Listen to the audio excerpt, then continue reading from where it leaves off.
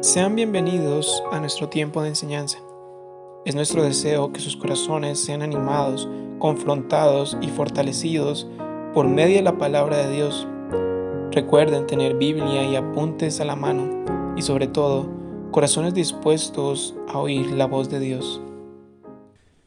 Estamos una vez más con nuestras Biblias abiertas, nuestros corazones dispuestos para estudiar la palabra de Dios. Esta mañana he titulado esta meditación Vaya incredulidad.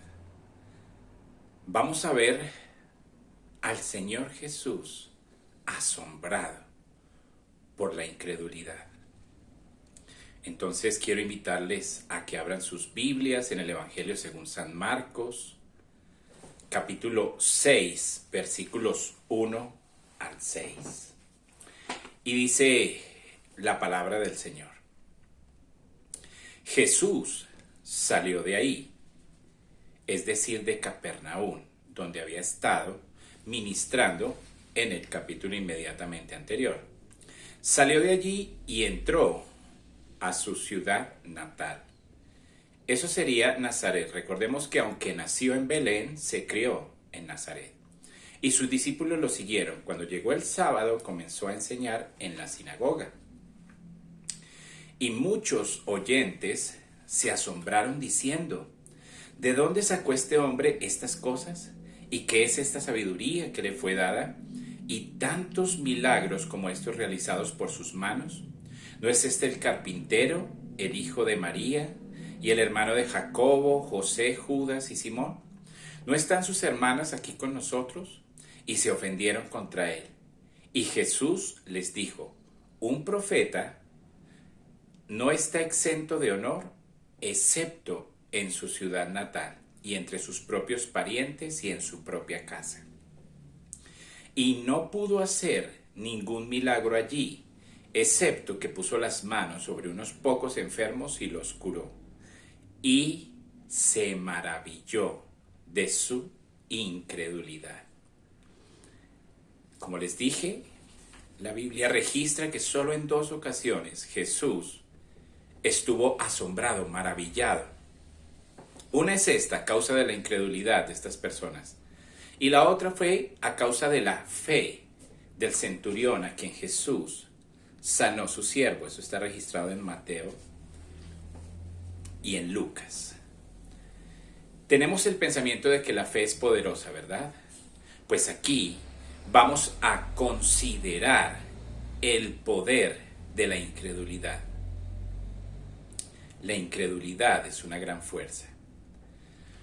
Es tan grande su poder que tiene consecuencias eternas. De hecho, tiene mucho poder la incredulidad. Por ejemplo, vemos la incredulidad exhibida por Eva ahí en el huerto, y su incredulidad arrastró a la humanidad a la maldición y a la condenación eterna. En los días de Noé vemos toda esta perversa generación que por su incredulidad terminó ahogada y finalmente en el infierno. La incredulidad del pueblo de Israel los llevó a vagar por el desierto durante 40 años, hasta que murió el último de esa generación. Y la historia nos dice que la incredulidad de Israel no concluyó allí, sino que siguió estando presente a lo largo de su historia. La incredulidad dañó a Moisés. La incredulidad de Judas lo llevó al suicidio y terminó separado de Dios para siempre. Los fariseos y los escribas fueron incrédulos hasta el fin, con pocas excepciones. Y, como todos los demás incrédulos, murieron en sus pecados. Perdieron el cielo y ganaron el infierno. El Nuevo Testamento tiene mucho que decir en cuanto a creer, sobre la fe, pero también tiene mucho que decir acerca de la incredulidad. En Juan 3:16 encontramos ese verso: de tal manera amó Dios al mundo que ha dado a su Hijo unigénito para que todo aquel que en él cree no se pierda, mas tenga vida eterna. Y el versículo 17 dice, porque no envió a su Hijo, Dios a su Hijo al mundo para juzgar al mundo, sino para que el mundo sea salvo por él. El que cree en él no es condenado, pero el que no cree ya ha sido condenado porque no ha creído en el nombre del unigénito Hijo de Dios. Entonces tenemos aquí la incredulidad contrastada con la fe, la incredulidad que termina con la condenación del individuo. Fue la incredulidad la que trajo la maldición sobre la humanidad. Fue la incredulidad la que rompió las fuentes de las aguas que terminaron con el diluvio que ahogó a toda la raza humana. Y es la incredulidad la que envía al individuo al infierno, a una eternidad separado de Dios. La incredulidad es una fuerza muy poderosa. Vean lo que dijo Jesús ahí en Juan 8:21. Me voy y me buscarás y morirás en tu pecado. A donde yo voy, es decir, al cielo, no pueden venir. Entonces los judíos decían, seguramente se matará, ¿verdad? ¿Cómo dice? A donde voy, no pueden venir. Y les estaba diciendo, tú eres de abajo, yo de arriba. Tú eres de este mundo, yo no soy de este mundo. Por eso le dije, morirás en tus pecados, porque a menos que creas que yo soy, en tus pecados morirás. Tremenda fuerza destructiva la de la incredulidad. Esa fue la constante advertencia del Señor Jesús, crea en mí o perezca. En 2 Tesalonicenses 2, Pablo advierte sobre la devastadora y eterna consecuencia de la incredulidad. En Romanos capítulo 11, versículo 20, habla sobre la tragedia de la incredulidad de Israel. En Apocalipsis 21, 8, habla de que ninguna persona incrédula entrará jamás en el cielo. Vemos el poder devastador de la incredulidad. Y en ese pasaje que acabamos de ver, quizá más que en cualquier otro del Nuevo Testamento, encontramos la fuerza, nos muestra el poder de la incredulidad.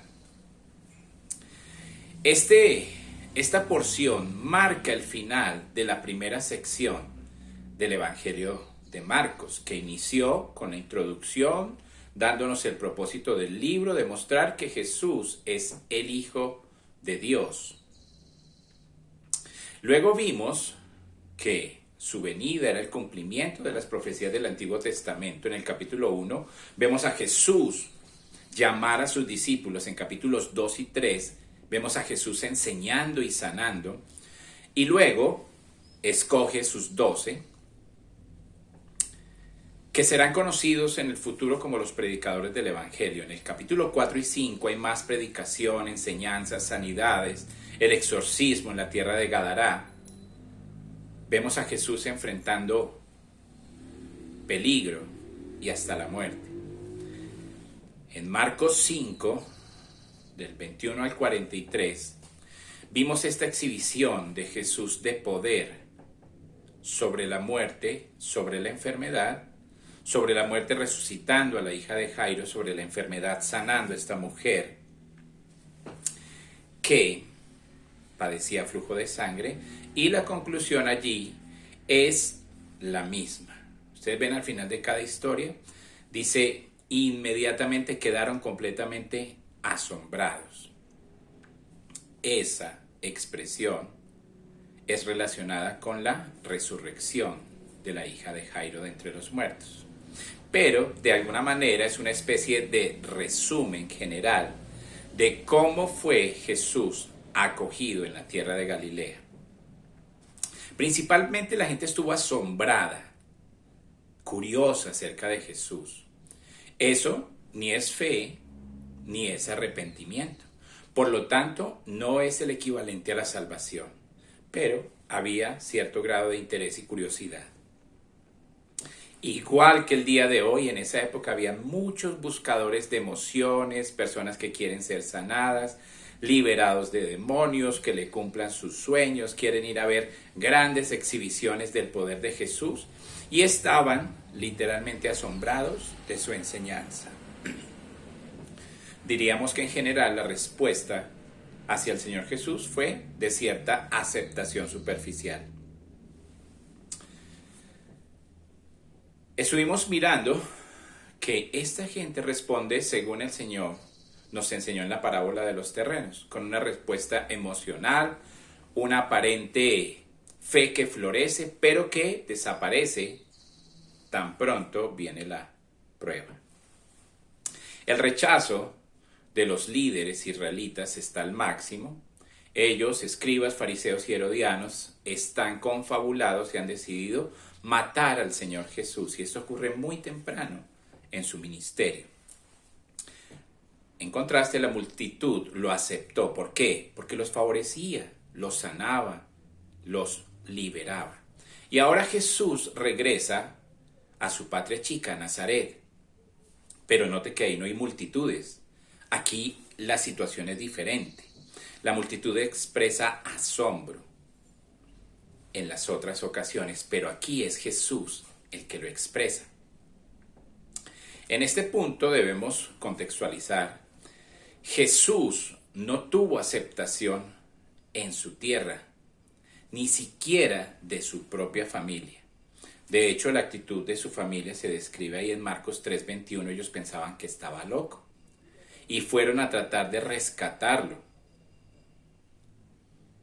En Marcos capítulo 3, versículo 31, ellos lo mandan llamar con el fin de tomarlo y tratar de sacarlo de esa situación en la que ellos pensaban estaba en peligro porque estaba loco. De hecho, en Juan 7 dice que ni su familia ni sus hermanos creían en él. Lucas 4 registra su ministerio en Galilea.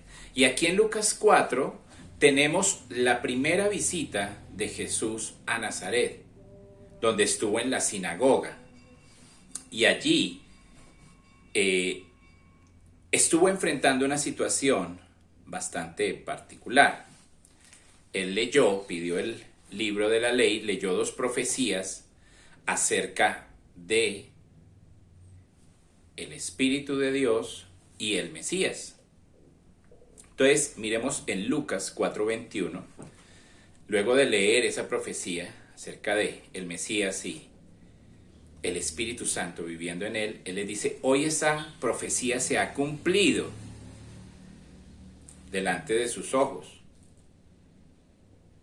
Y el resto que les dice es que él fue el Mesías. En el versículo 22 tienen una buena reacción, hablaban bien de él y estaban maravillados de las palabras de gracia que salían de sus labios. Pero se quedaron perplejos y dijeron, ¿no es acaso este el hijo de José? Y Jesús les dice a ellos, lo que está pensando Jesús, seguramente lo que quieren es ver milagros. Está ahí en Nazaret en su primer visita y ellos están expectantes, han escuchado a Jesús haciendo milagros y tal vez están pensando en su tierra, lo que has hecho en Capernaum, hazlo aquí. Tal vez esa fue la actitud. En el versículo 24 del capítulo 4 de Lucas tenemos presente esta declaración. Ningún profeta es bienvenido en su propia ciudad.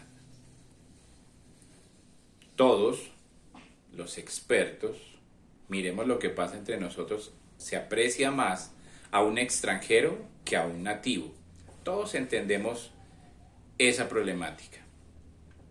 Y luego, a medida que avanza, les dice, yo soy el Mesías. Estoy aquí para predicarles el evangelio a los pobres, a los prisioneros, a los ciegos, a los oprimidos.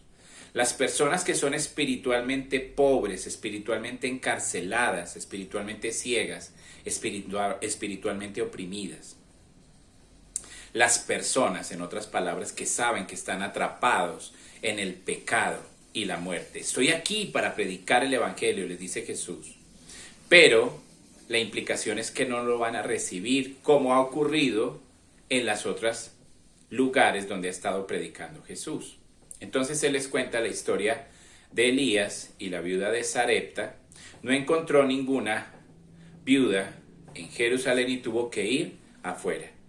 Luego habla de Eliseo, su experiencia con Naamán.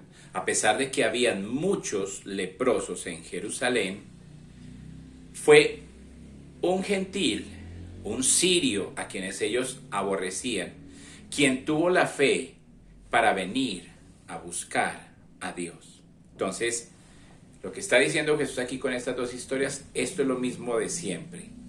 La gente no cree a la verdad de Dios y Dios tiene que buscar quien crea fuera de la tierra de Jerusalén, fuera de Israel. ¿Cómo respondieron en esa ocasión ahí en Nazaret? Respondieron llenos de ira, dice el versículo 28. Dice, se llenaron de ira ante esta acusación y ellos se pensaban que eran justos. Y eso fue inaceptable para ellos. Se levantaron, lo expulsaron de la ciudad, quieren despeñarlo ahí en Nazaret, esa fue en su primer visita, pero él simplemente pasó entre la multitud y escapó. Ese es el resumen de su primera visita. Ahora está de nuevo en Nazaret, regresemos al versículo 6, y nos vamos a dar cuenta que su actitud no ha cambiado absolutamente en nada, excepto que en esta ocasión no tratan de matarlo. Este fue el rechazo final de la ciudad de Nazaret y es una pequeña muestra del rechazo de toda la nación de Israel hacia Jesús. La incredulidad, como estamos viendo, es realmente poderosa. Es sorprendente lo que la evidencia hace, lo que la incredulidad, hace cuando enfrenta evidencias que no puede negar. Y eso es lo que sorprende a Jesús. Nazaret está endurecida a pesar de que ha escuchado todos los milagros que Jesús ha hecho ahí en las tierras cercanas a Nazaret. Han sido informados de su poder, sus milagros, el poder sobre los demonios, sus palabras de gracia, su poder en la enseñanza, pero están endurecidos y la única respuesta es estar asombrados. Jesús, ellos se escandalizan, pero Jesús está asombrado de su incredulidad a pesar de que tienen todas estas pruebas, todas estas evidencias, toda esta revelación. Vamos a desarrollar este estudio hoy del final hacia el principio. Entonces, al final del versículo 6 dice que Jesús está asombrado, está sorprendido de la incredulidad de ellos, en la primera parte del versículo. Miremos de nuevo la gente asombrada. En Marcos 6:51 dice que ellos están completamente asombrados. Entonces, como les dije, el asombro es la respuesta de la gente hacia Jesús. En Marcos 12:17 Jesús dice a esos que vienen a tentarle, dale al César lo que es del César, a Dios lo que es de Dios. Y esos que vinieron para tentarle están sorprendidos de él nuevamente. Incluso Pilato, ahí en Marcos capítulo 15, versículo 5, está asombrado frente al Señor Jesús. Esa es una respuesta humanamente comprensible ante la persona del Señor Jesús. Lo que sorprende a Jesús, sin embargo, en este caso es la incredulidad de la gente. Como les dije, han tenido todas estas evidencias. Y esto nos habla de la tragedia de la responsabilidad humana. Habla del hecho de que el pecador tiene el deber de responder al Evangelio y es culpable por su propia incredulidad. Este es un momento en el que estamos tratando de predicar, alcanzar a nuestras familias y vemos en algunos este tipo de respuestas.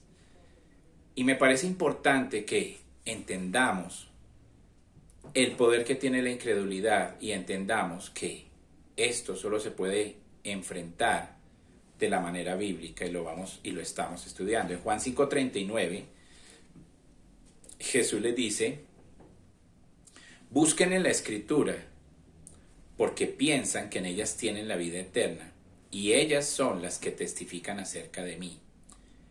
Y vean lo que les dice Jesús, si ustedes no están dispuestos a venir a mí para que puedan tener vida eterna.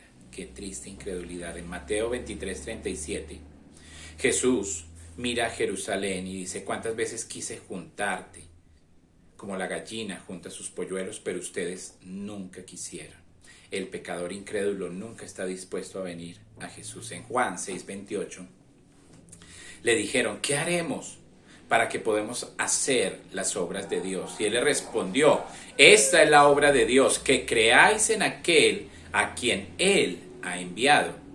Cree, la evidencia está ahí, lo has visto, lo has escuchado. Y todos los que lo rechacen van a perecer. Pero es especialmente sorprendente el rechazo de las personas que estuvieron como testigos presenciales del poder de Jesús. Ellos simplemente están obstinadamente incrédulos, permanecen en su incredulidad.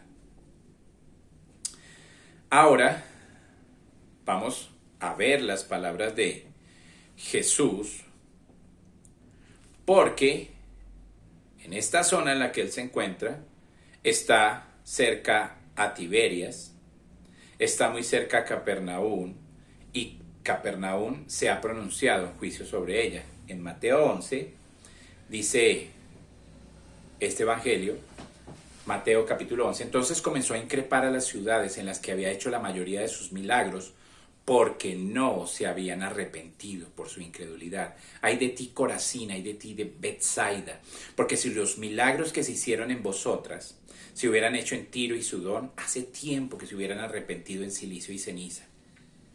Por eso les digo que en el día del juicio será más tolerable el castigo para Tiro y para Sidón que para ustedes. Y tú, Capernaum, ¿acaso serás elevada hasta los cielos? Hasta el Hades descenderás. Porque si los milagros que se hicieron en ti se hubieran hecho en Sodoma, ésta hubiera permanecido hasta hoy. Sin embargo, os digo que en el día del juicio será más tolerable el castigo para la tierra de Sodoma que para ti. Él comenzó a denunciar estas ciudades por su incredulidad.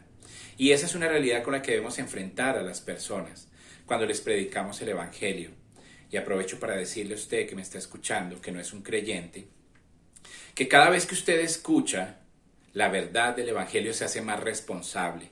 Hay mayor responsabilidad.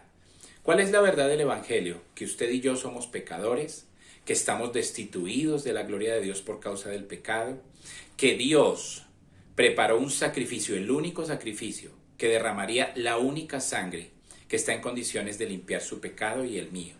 Que solamente a través de la fe podemos acceder al beneficio de ese sacrificio y ser limpios, y nuestra relación con Dios estar nuevamente en buenos términos para ir al cielo.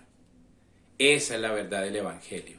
El evangelio es que Cristo murió por nuestros pecados conforme a las Escrituras, que fue sepultado y que resucitó y está vivo a la diestra del Padre. Él resucitó. Ese es el evangelio. En eso debe creer usted para poder ir al cielo. Entonces aquí está de nuevo Jesús en Nazaret, por eso se le llamó Nazareno. Nazaret está más o menos a unas 25 millas de Capernaum. Está relativamente cerca. Nuestro Señor regresa a este pequeño pueblo y va a visitar este grupo de personas con las que él ha estado familiarizado porque creció allí. Si usted crece, ha vivido en una ciudad por 30 años, lo normal es que conozca a casi todas las personas y la mayoría lo conozca a usted en un lugar pequeño. Él regresa, aunque en su última visita ellos trataron de asesinarlo, recuerde. Pero en esta ocasión viene acompañado por sus discípulos. ¿Por qué están ahí? Porque ellos van a aprender una lección acerca de el rechazo.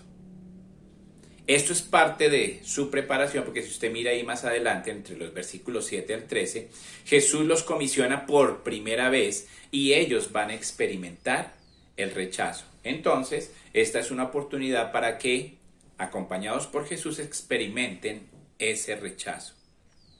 Esto no fue una visita familiar, es una visita de ministerio, es una visita pública del Señor Jesús a Nazaret.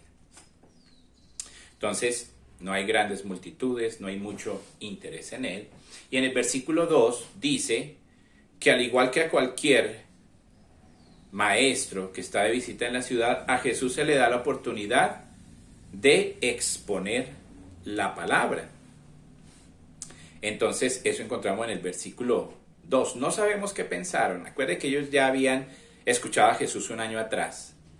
Entonces, están ahí expectantes.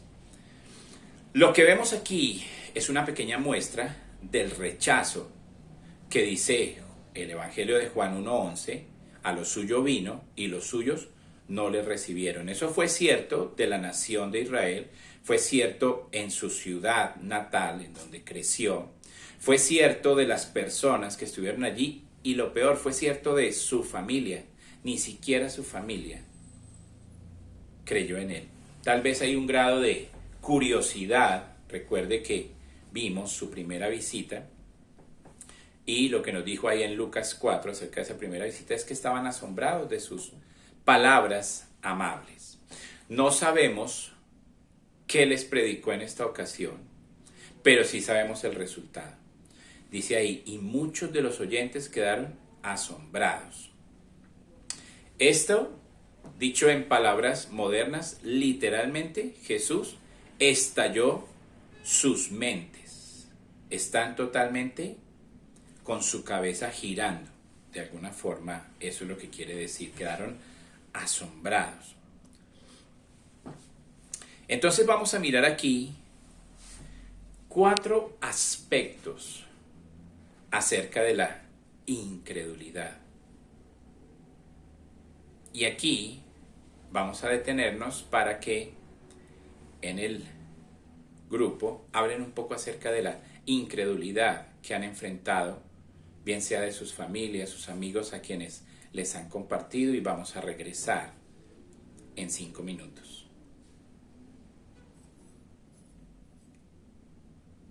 Como les dije, vamos a mirar en este pasaje 4 aspectos de la incredulidad.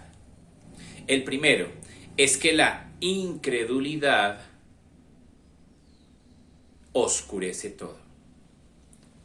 Si usted habla de los hechos de la resurrección con su familiar, su amigo a quien quiere compartirle, le habla de que hubo más de 500 testigos y le presenta evidencias de por qué usted cree en la resurrección, lo más seguro es que ellos quieran rechazar esas evidencias a pesar de que son lógicas y a pesar de que lo más ilógico es rechazarlo.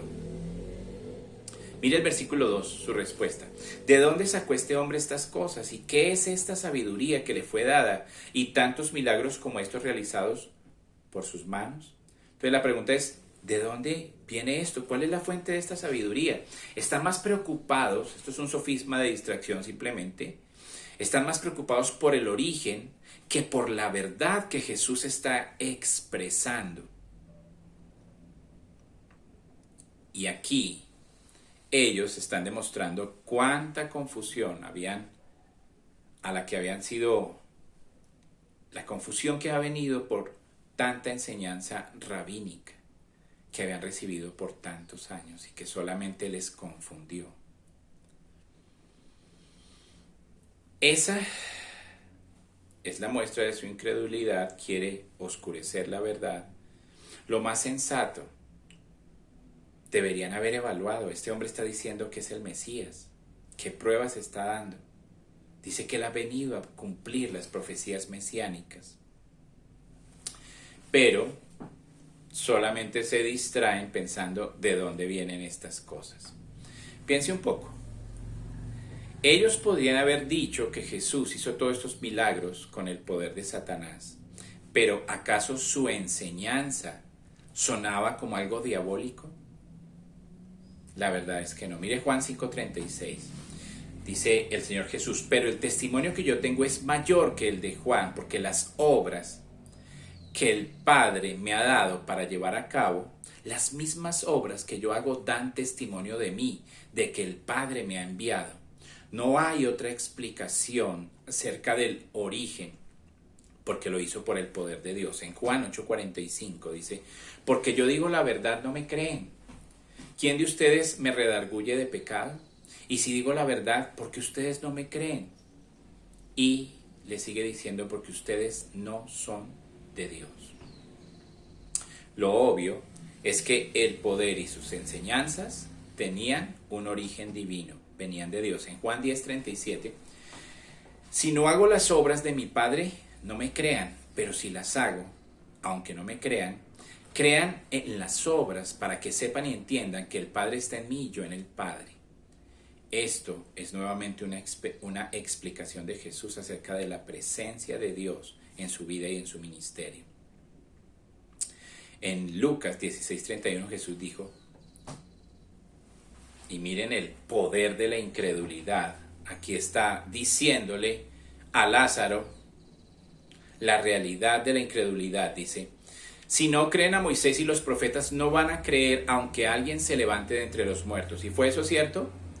¿Cuál fue la reacción del liderazgo religioso de Israel frente a la realidad de la resurrección? Simplemente la incredulidad quiso tapar la realidad de la resurrección. Entonces, la incredulidad obscurece lo que es obvio y también se enfoca en lo irrelevante, en las cosas que no son importantes. Miren el versículo 3. Aquí están estas preguntas absurdas. ¿No es este el carpintero, el hijo de María, el hermano de Jacobo, José, Judas y Simón? ¿No están sus hermanas aquí con nosotros? La pregunta es, ¿qué tiene que ver con esto? Pero esa simplemente es la forma en que la incredulidad responde, se enfoca en lo que no es importante. Yo sé que a ustedes les ha pasado eso. Entonces la persona simplemente empieza a tratar de cambiar el tema. Lo hizo la mujer samaritana ahí en el pozo frente a Jesús. Y aquí están diciendo, ¿no es este el hijo del carpintero? ¿No están aquí sus hermanos? Entonces la incredulidad se enfoca también en lo irrelevante. En tercer lugar, y aquí me voy a demorar un poquito más, la incredulidad ataca al mensajero. En el versículo 3 dice que se ofendieron contra él, se escandalizaron de él. Era totalmente blasfemo que Jesús afirmara ser Dios, y se escandalizaron. Y recordemos que las Escrituras constantemente nos dicen que los judíos tropezaron con la verdad de la deidad de Jesús, se escandalizaron de él. Esta es la actitud de un incrédulo cuando se le confronta con la verdad, cuando la verdad es obvia, cuando la verdad afecta su vida. Él intenta ocultar lo obvio, se enfoca en lo que no es importante y trata de atacarlo. Si usted ha predicado el evangelio, usted se da cuenta que la gente empieza, bueno, pero es que usted tampoco es un dechado de virtudes. Es que usted también tiene, ¿sí? ¿Lo hemos experimentado? Esa es una realidad. Cuando yo he estado predicándole a personas, simplemente me ataca. Es que los pastores son ladrones, es que ustedes los cristianos son hipócritas, yo no quiero ir por allá porque esa es una bola de hipócritas en esa iglesia. Atacan al mensajero. Tratan de desacreditar la persona atacándola. En Mateo 10, recordemos que aquí Jesús está enviando a los discípulos y les advierte acerca del rechazo que van a experimentar. Dice, los envío, he aquí que yo los envío como ovejas en medio de lobos, por tanto sean astutos como serpientes e inocentes como palomas. Pero cuidado con los hombres, los van a entregar a los tribunales y los azotarán en sus sinagogas. Pero, ¿cuál sería el delito por el cual serían azotados y puestos en la cárcel? ¿Robo?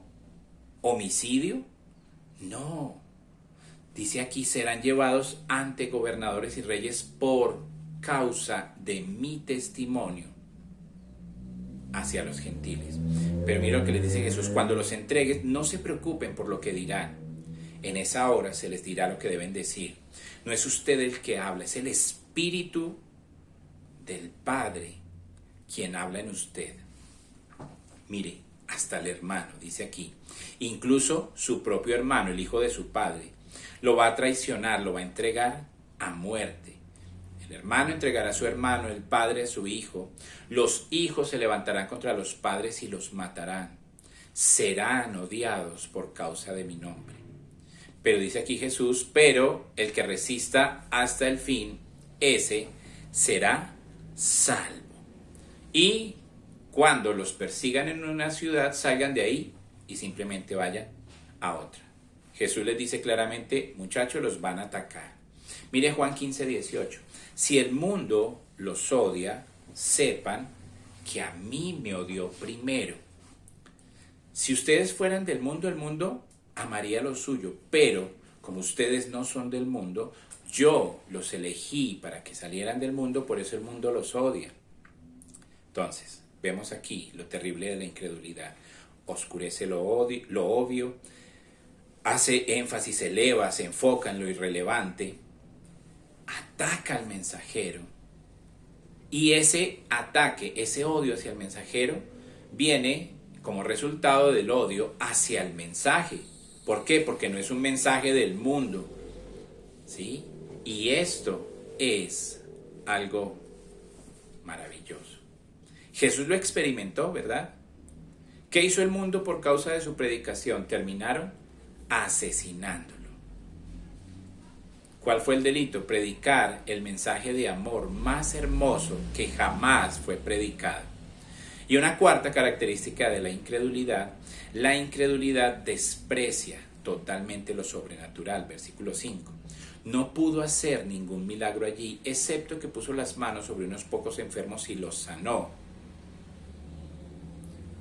La incredulidad obstruyó lo sobrenatural.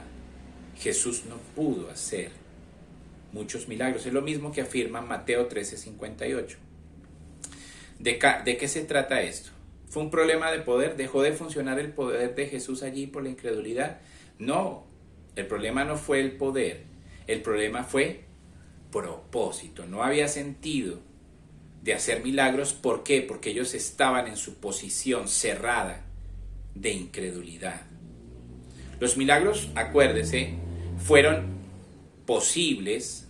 Dios permitió los milagros para dar testimonio de la verdad, para probar, para decir que el mensajero estaba aprobado por Dios. Pero ellos han rechazado la verdad. No hay necesidad de milagros. Piensa en esto. ¿Qué haría usted si hubiera alguien entre nosotros que tuviera la capacidad de sanar a todos los enfermos de COVID, de lepra, de cáncer, de leucemia, de todas las enfermedades que agobian a la humanidad? Que demostrara por resucitar a muertos su poder sobre la muerte, que liberara a las personas endemoniadas, que proporcionara alimento a multitudes, a miles, que Él mostrara mucha compasión hacia el que sufre, que pudiera mostrarle que hay una mejor manera de vivir. ¿Usted estaría dispuesto a matar a ese tipo de persona? Pero así fue. ¿Qué gritó la multitud? Queremos a Barrabás, crucifica a Jesús. Eso es extraño, ¿verdad? Tiene mucho poder la incredulidad. Qué gran poder destructivo. Realmente aquí, ese poder no permitió que Jesús hiciera muchos milagros allí por la incredulidad. Pero no fue que el poder fue disminuido, es que no tenía propósito hacer milagros allí. Simplemente les demuestra Jesús, usted mira ahí el versículo, les demostró su poder porque sanó a unos pocos. Jesús les está diciendo, venga muchachos, esto no es que yo no tenga poder, es que no tiene objeto hacer milagros. ¿Por qué? Porque esta gente ya tomó su decisión. Su decisión es rechazar la verdad. No hay necesidad de hacer milagros. Vea lo absurda que es la incredulidad. La incredulidad elige el infierno. Elige a Satanás como Señor. Elige pecar aunque se esté destruyendo su propia vida. Eso es lo que es ilógico. Uno habla con una persona que está viviendo en una vida de disolución, de pecado. Está sintiendo enfermedad producto de sus decisiones y sin embargo se mantiene. Elige seguir el reino de las tinieblas, no venir a la luz. Prefiere que Dios no intervenga en su vida, que se mantenga por allá lejitos. Pero la pregunta en esta mañana para usted, ¿eso es realmente lo que quiere? ¿No le gustaría más bien ser bendecido, recibir todas las bendiciones espirituales preparadas por Dios en los lugares celestiales? ¿No le gustaría disfrutar de amor, gozo, paz, paciencia, benignidad, bondad, fe, mansedumbre, los frutos de que el Espíritu Santo viva en usted? ¿No quiere que sus oraciones sean respondidas porque tiene una relación de padre a hijo con Dios? ¿No le gustaría que Dios interviniera en su vida, poder experimentar el poder sobrenatural de Dios para transformarlo, aún para sanar su cuerpo, dirigirlo de manera sobrenatural, traerle esperanza, que usted esté lleno de la certeza del cielo, experimentar la paz que sobrepasa todo entendimiento? ¿No quiere esas cosas? Bueno, la incredulidad desprecia todo eso que es sobrenatural en la vida del ser humano, simplemente se cierra a Dios. Ahora Nazaret puede ser reunida con Corazín, Betsaida y Capernaum. Se acabó. Allí en esas ciudades, con unas pocas excepciones, hubo pequeños grupos de creyentes. Y como les dije, el problema no fue que Jesús no tuviera poder para sanar, es que no había propósito. Y aquí es Jesús suficientemente claro, aquí en Mateo 7:6, Jesús dijo, no den lo que es sagrado a los perros, no arrojen sus perlas ante los cerdos, para que no las pisoteen y se vuelvan y los destruyan, los hagan pedazos. El incrédulo, endurecido, odia la verdad, se separa de la bendición espiritual sobrenatural, divina. Jesús, por esta actitud, simplemente les da la espalda, se va y nunca más regresa allí. Qué terrible para esta ciudad. Y me acuerdo que fue lo mismo que hizo Pablo ahí en Hechos capítulo 19, versículo 9, está predicando, la gente lo rechaza y simplemente salió de allí de la sinagoga y se fue a la casa de Tirano. Y creo que eso nos da una reacción valedera frente a la incredulidad muchas veces de las personas con las cuales hemos tratado una y otra vez, pero esto debe ser guiado por Dios. Debemos depender de la guía de Dios en oración para determinar cuándo es tiempo de no tirar más las perlas, a los cerdos. ¿Cuánto poder tiene la incredulidad? Hemos visto que tiene un poder destructivo increíble. La incredulidad nunca tiene suficientes evidencias. ¿Se acuerdan? Los religiosos, muéstranos otra señal del cielo. Y Jesús dijo, ninguna señal les será dada. Siempre sus investigaciones acerca de Jesús están malintencionadas, van inclinadas a favorecer lo que ellos creen. Rechazan los hechos. Es totalmente egocéntrico el incrédulo. Se autoprotege. No quiere abrir su mente a la verdad que usted le está presentando. No sé usted, pero yo viviría gustosamente en un mundo bajo la influencia de Dios, señoreado por Dios, por su poder, por su bondad. Y termino con esto, Juan 3:36. El que cree en el Hijo tiene la vida. El que no cree en el Hijo no verá la vida, pero la ira de Dios estará sobre él. Prefiero tener la bendición eterna de Dios y no la ira eterna de Dios sobre mi vida. La incredulidad, como hemos dicho, desprecia lo sagrado, lo sobrenatural, las bendiciones de Dios. Y al final del pasaje, ahora entendemos por qué Jesús está asombrado. Vaya incredulidad condenatoria de estas personas en Nazaret.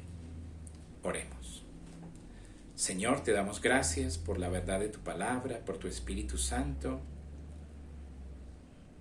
Ayúdanos, Señor, a discernir cuándo es suficiente, cuándo debemos buscar otras personas para predicar el Evangelio, porque se han cerrado tanto a tu verdad. Es tan fuerte la incredulidad en sus corazones. Señor, oramos por nuestras familias, Señor, que están exhibiendo ese tipo de incredulidad. Solo tú, Señor, puedes cambiar sus corazones. Solo tú eres el que prepara el terreno para que nosotros plantemos la semilla. Ayúdanos a perseverar, a ser guiados, controlados por el Espíritu Santo, Señor. Y muchas gracias. Te agradecemos porque muchos de nosotros fuimos incrédulos, contumaces, agresivos hacia ti. Rechazamos las personas que vinieron a predicarnos. Pero tú obraste en nuestros corazones y por eso clamamos a ti. Ten misericordia de nuestras familias. Y oramos, Señor, por el presidente y por las personas en autoridad, para que tú pongas temor en su corazón frente a la situación tan compleja que estamos viviendo en estos momentos a nivel mundial.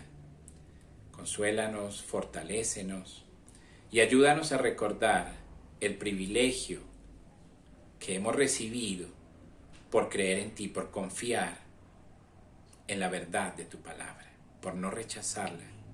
Hubo un momento en nuestras vidas, gracias a ti, que nos abrimos a esa verdad. Gracias, Señor.